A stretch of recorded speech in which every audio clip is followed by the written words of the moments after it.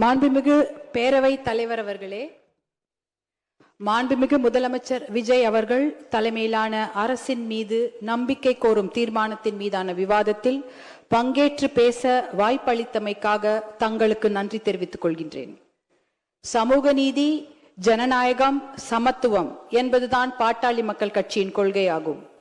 இந்த கொள்கை நோக்கங்களை எட்டுவதற்காகத்தான் பாட்டாளி மக்கள் கட்சி தொடர்ந்து பாடுபடுகிறது. போதை இல்லாத தமிழ்நாடு, சமூக நீதி மற்றும் வளர்ச்சியில் சிறந்த புதியதோர் தமிழகம் படைப்போம் என்பதுதான் பாட்டாளி மக்கள் கட்சியின் நிலைப்பாடு ஆகும். பாட்டாளி மக்கள் கட்சியின் கொள்கைகளும் நோக்கங்களும் எப்போதும் தமிழ்நாட்டின் நலனை முன்னிறுத்துபவையாகும். தமிழ்நாட்டில் 69% இட ஒதுக்கீட்டை பாதுகாக்க சமூக நீதி கணக்கெடுப்பு எனப்படும் சாதிவாரி சர்வே நடத்த வேண்டும். அதன் அடிப்படையில் அனைத்து சமூகங்களுக்கும் விகிதாச்சார பிரதிநிதித்துவம் அளிக்கப்பட வேண்டும். பெண்களின் பாதுகாப்பையும் முன்னேற்றத்தையும் உறுதி செய்ய வேண்டும். முழு மதுவிலக்கு மற்றும் போதைப் பொருட்களை முற்றிலுமாக ஒழிக்க வேண்டும். நீர் மேலாண்மைக்கு முக்கியத்துவம் அளித்து பாசன திட்டங்களை செயல்படுத்த வேண்டும். அனைத்து வேளாண் விளை பொருட்களுக்கும் விலை நிர்ணயம் செய்தல், கொள்முதல் செய்யப்படுவதை உறுதி செய்தல், உழவர்களின் வாழ்க்கை தரத்தை உயர்த்துதல், தரமான திறன் சார்ந்த கல்வி இலவசமாக வழங்கப்படுவதை உறுதி செய்தல், இளைஞர்களுக்கு அரசு மற்றும் தனியார் வேலை வாய்ப்புகளை உருவாக்கி வழங்குதல், தனியார் வேலை வாய்ப்புகளில் 80 விழுக்காட்டை தமிழக இளைஞர்களுக்கு வழங்க சட்டம் இயற்றுதல்,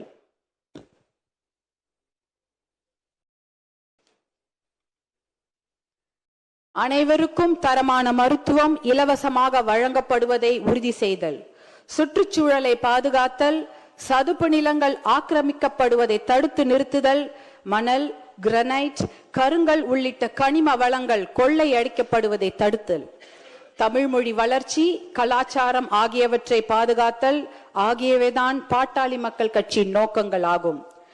மாண்புமிகு முதலமைச்சர் அவர்கள் தலைமையிலான ஆளுங்கட்சியும் சட்டப்பேரவை தேர்தலுக்கு முன்பாக வெளியிட்ட தேர்தல் அறிக்கையில் பாட்டாளி மக்கள் கட்சியின் கொள்கைகள், நோக்கங்கள் ஆகியவற்றுக்கு ஒத்துப்போகும் வகையில்தான் வாக்குறுதிகளை வழங்கியது.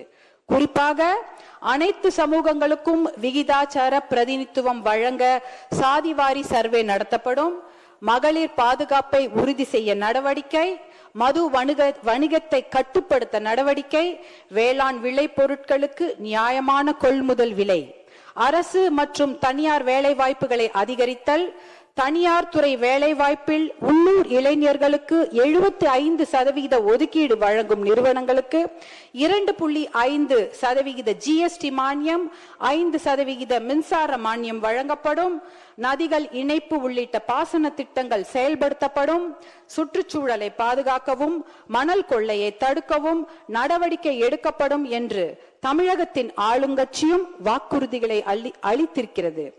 தமிழகத்தின் முதலமைச்சராக பொறுப்பேற்ற மாண்புமிகு விஜய் அவர்கள் சட்டம் ஒழுங்கை பாதுகாப்பதற்கான நடவடிக்கைகள் குறித்து விவாதித்த பின் வழிபாட்டு தலங்கள், பள்ளிகள், மக்கள் கூடும் இடங்கள் ஆகியவற்றுக்கு அருகில் உள்ள 717 மதுக்கடைகளை அடுத்த 2 வாரங்களுக்குள் மூட ஆணையிட்டிருக்கிறார்.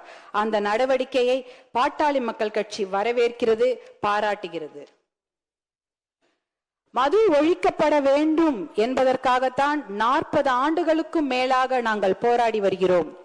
உச்ச நீதிமன்றம் வரை சென்று சட்ட போராட்டம் நடத்தி தேசிய அளவில் 90,000 மதுக்கடைகளையும் 90,000 வைன் ஷாப்ஸ், தமிழ்நாட்டில் 3,321 மதுக்கடைகளையும் மூடியது பாட்டாளி மக்கள் கட்சி தான். தமிழ்நாட்டில் முழுமையான மதுவிலக்கையும் போதைப் பொருள் ஒழிப்பையும் மேற்கொள்ள அரசு நடவடிக்கை எடுத்தால் அதை பாட்டாளி மக்கள் கட்சி வரவேற்கும். மாண்புமிகு பேரவைத் தலைவர் அவர்களே, எனக்கு ஒரு ஆசை. என்னுடைய பேர குழந்தைகள் வளர்ந்து வரும்பொழுது போதை இல்லாத, மது பழக்கம் இல்லாத தமிழகம் உருவாகி இருக்க வேண்டும். அது என்னோட ஆசை மட்டுமல்ல, தமிழ்நாட்டில் இருக்கக்கூடிய அத்தனை பெண்களுடைய ஆசையும் அதுதான். போதை பழக்கமும் மது பழக்கமும் நம் இளைஞர்களை சீரழித்து கொண்டிருக்கிறது. நம்ம குழந்தைங்க வளரும் போது எப்படி வருவாங்களோ, ஒழுக்கமாக இருப்பார்களா என்பதே இன்று சந்தேகத்திற்குரிய ஒரு நிலைமையில தான் நம்மளுடைய தமிழகம் தள்ளாடி கொண்டிருக்கிறது. இது என்னுடைய ஆசை மட்டுமில்ல, எல்லாருடைய தாய்மார்களுடைய ஆசையும் அதுதான். அதற்கு முதற்கட்டமாக நேற்று நம்முடைய மாண்புமிகு முதலமைச்சர் அவர்கள் 717 மதுக்கடைகளை மூடப்படுவதாக அறிவித்திருக்கிறார். அதை நாங்க மனமார்ந்து பாராட்டுகிறோம், வரவேற்கிறோம், அதற்கு நன்றிகளை தெரிவித்துக் கொள்கின்றோம். ஏன்னா நான் இந்த நேரத்தில் என் மீது அன்பு வைத்து பாசம் வைத்து என்னை இந்த சட்டப்பேரவைக்கு தேர்ந்தெடுத்த தர்மபுரி தொகுதி மக்களுக்கு என்னுடைய கோடானு கோடி நன்றிகளை இந்த நேரத்தில் தெரிவித்துக் கொள்கின்றேன். ஏனென்றால் தர்மபுரி மாவட்டத்தில் தான் மது பழக்கம் என்பது அதிகமாகவும் மது வணிகம் என்பது அதிகமாகவும் இருக்கிறது. பர் கேபிட்டா கன்சம்ஷன் என்பது தர்மபுரி மாவட்டத்தில் அதிகமாக உள்ளது. Per capita consumption of alcohol, அதாவது மது பழக்கம், தனி மனிதருடைய மது பழக்கம் அதிகமாக இருக்கும் மாவட்டம் எது என்றால் அது தர்மபுரி மாவட்டம். அப்படிப்பட்ட அந்த நிலையில் முதற்கட்டமாக நீங்கள் 717 மதுக்கடைகளை மூட உத்தரவிட்டிருப்பது அது மிகப்பெரிய ஒரு விஷயம். அது பெண்கள் எல்லாரும் அனைவரும் வரவேற்கிறார்கள். என்னுடைய தர்மபுரி தொகுதியில பேருந்து நிலையத்துக்கு அருகில் ஒரு 3 டாஸ்மாக் கடைகளை நேற்று மூடி இருக்கிறார்கள். இதற்கு எங்களுடைய பாராட்டுதல்களை நாங்கள் கண்டிப்பாக தெரிவித்துக் கொள்கின்றோம். அதே போல ஒரு மதுக்கடையை மூடுனா அதற்கு பக்கத்துல ஒரு 4-5 சந்து கடைகளை திறந்து விடுகிறார்கள். அது தமிழகம் முழுக்க இருக்கிறது. தர்மபுரி மாவட்டத்துல அதை நாங்க கண்கூடாக பார்த்திருக்கின்றேன். நாங்கெல்லாம் வெறுத்து போயிருக்கிறோம். ஒரு கடையை மூடுனா பக்கத்துல 4 சந்து கடைகள் திறக்கப்படுகிறது.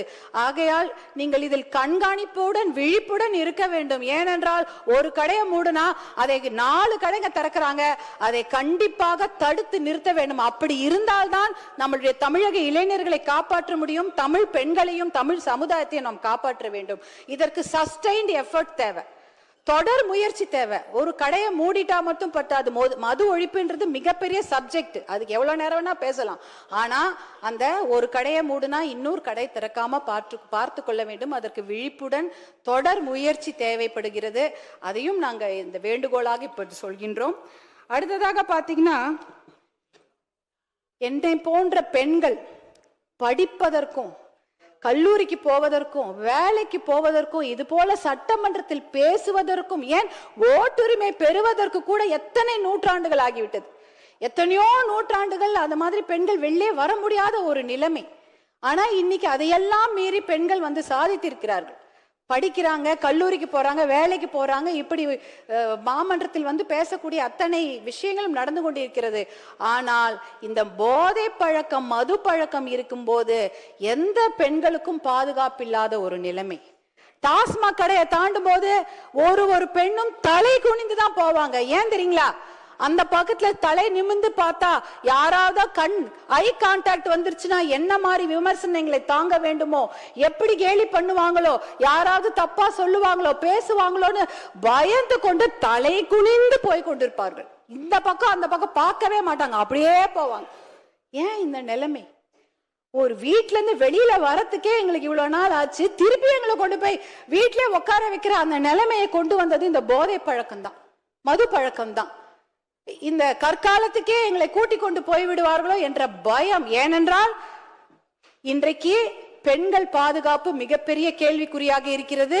வெளியில படிக்கிறதுக்கு அனுப்புறதுக்கு பயம், ஹாஸ்டலுக்கு அனுப்புறதுக்கு பயம், வேலைக்கு வெளியூருக்கு அனுப்புறதுக்கு பயம். வேலைக்கு போன பொண்ணு பத்திரமா பேருந்துல இருந்து வீட்டுக்கு வருவாங்களா, இல்ல தொடர் வண்டி நிலையத்துல ஏதாவது நடக்குமா, பத்திரமா இரவு வீடு வந்து சேருவார்களா, இப்படி எதற்கு எடுத்தாலும் பயம் பயம் பயம்தான். ஏன்னா அந்த அளவுக்கு போதை பழக்கம், மது பழக்கம், அந்த இதனால் பெண்கள் பாதுகாப்பு மிகப்பெரிய அச்சுறுத்தலுக்கு ஆளாகி இருக்கிறது. இதை தடுப்பதற்காக சிங்கப்பெண் என்ற ஒரு தனி பிரிவை முதலமைச்சர் அவர்கள், மாண்புமிகு முதலமைச்சர் அவர்கள் ஏற்படுத்தி இருப்பதற்கு எங்களுடைய மனமார்ந்த நன்றியை தெரிவித்துக் கொள்கின்றோம். அதே சமயம் ஒரு ஆக்கப்பூர்வமான ஒரு சஜஷன் தான், இந்த துறையை தனியாக ஏற்படுத்தி அதற்கு ஒரு டிஜிபி அவர்களை போட்டு நீங்க அவர் கீழே ஒரு பெரிய குழுவை அமைத்தீர்கள் என்றால் அது விமன் சேஃப்டிக்கு மட்டுமல்ல, விமன் எம்பவர்மெண்ட்டுக்கும் ஒரு மிகப்பெரிய ஒரு நடவடிக்கையாக அமையும் என்பதை இந்த நேரத்தில் நான் உங்களுக்கு வேண்டுகோளாக வைக்க விரும்புகின்றேன். பாட்டி வீட்டுக்கு பத்திரமா போயிட்டு வரணும் குழந்தைங்க. அதுதான், ஒரு பாட்டி வீட்டுக்கு போற குழந்தைய கூட இன்னைக்கு பாலியல் வன்கொடுமை, கூட்டு பாலியல் வன்கொடுமை போன்ற கொடுமைகள் நிகழ்ந்து கொண்டிருக்கிறது. அதை தடுத்து நிறுத்த வேண்டும். ஒரு பெண்ணா அதை தான் என்னால கேட்க முடியும். அந்த அளவுக்கு மனம் குமிறி போய் கடக்கிறோம் நாங்கெல்லாம். அதே நேரத்தில் சமூக நீதிக்கு பாதிப்பு ஏற்படுத்தும் செயல்களையோ தமிழ்நாட்டு மக்களுக்கு எதிரான நடவடிக்கைகளையோ தமிழக அரசு மேற்கொண்டால் அதை பாட்டாளி மக்கள் கட்சி எதிர்க்கும்.